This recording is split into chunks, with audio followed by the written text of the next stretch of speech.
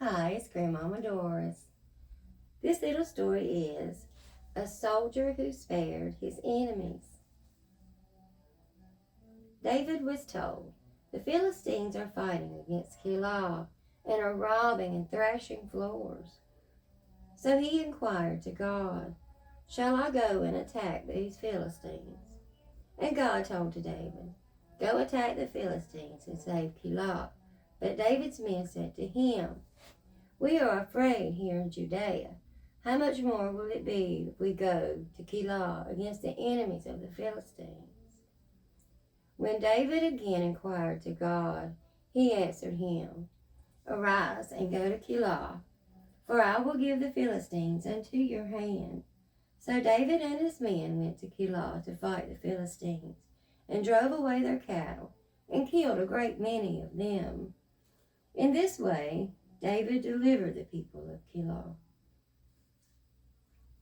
Now when Abiathar fled to David in Keilah, he came down with a priestly robe used in consulting God, and he had it in his hand. And when Saul told that David had come to Keilah, Saul said, God has given him into my power, for by entering a town that has doors and bars, he has set himself into a trap. So Saul called all the people to arms to go down to Keilah to besiege David and his men. But when David knew Saul was plotting an evil against him, he said to Abiathar the priest, bring here the priestly robe. Then David said, O God, the God of Israel, thy servant has surely heard that Saul is planning to come to Keilah to destroy the town because of me. Will Saul come down as thy servant has heard? And God answered him. God said he will come down. Then David said, will the men of Keilah turn me and my men over to Saul? And God said, they will. Then David and his men, there were about 600 of them, left Keilah and wandered from one place to another. When it was reported to Saul that David had escaped from Keilah, he no longer followed him. So David lived in the wilderness in Ziph and stayed in the mountain stronghold. Then the Ziphites came to Saul in Gibeah and said, is not David hiding in the hill country? So Saul went down to the wilderness in Ziph with 3,000 men of Israel to hunt for David. And Saul camped in the country, and David stayed in the wilderness. When David saw that Saul was following him into the wilderness, he sent out scouts and learned that Saul had come to the place just in front of him. David then arose and went to a place where Saul had camped, and he saw the place where Saul lay, with Abner, the commander of his army. And Saul was in the bear cave, and the people were camped about him. Then David turned to Ahimelech, the Hittite, Joab's brother, and he said, who will go down with me to Saul's camp? Abishai said, I will go with you. So David and Abishai came to the people by the night, and Saul was laying asleep inside the bear cave, with his spear stuck into the earth at his head, and with Abner and the soldiers lying all about him. Then Abishai said to David, God has given your enemy to you today. Let me pin him to the earth with his spear at one stroke, for I will not need to strike him twice. And David replied, as surely as God lives, either God will smite him, or his day will come to die, or he will go down into battle, and he will meet his end. God forbid that I should harm him who God has called to rule. But now take the spear that is at his head and the jug of water, and let us go." So David took the spear and the jug of water from Saul's head, and they departed.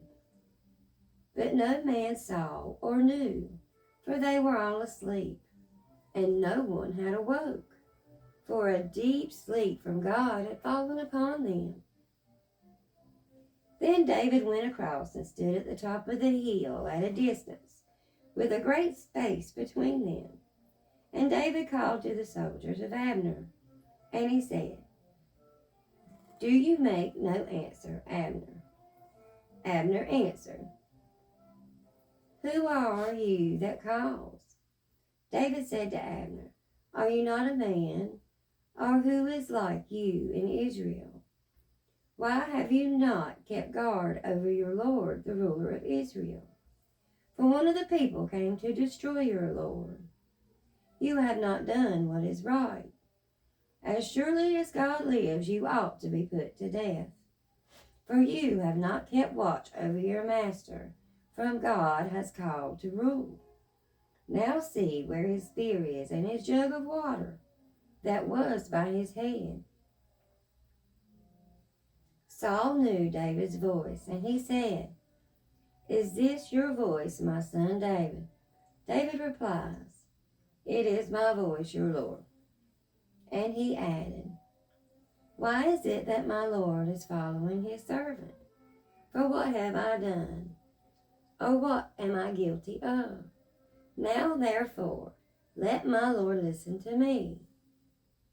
If God has stirred you up against me, let him accept an offering. But if men have stirred you up against me, let them be cursed before God. For they have driven me out today, saying, 'Go and serve other gods,' so that I have no share in the land which God has given to his people.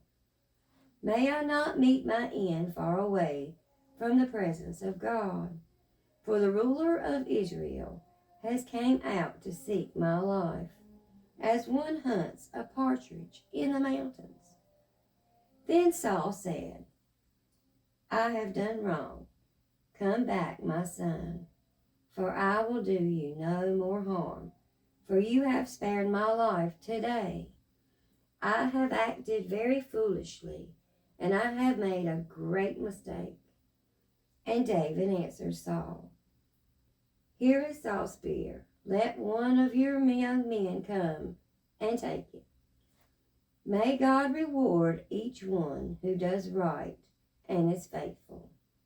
For God gave you to me today, but I would not harm one whom God has called to rule.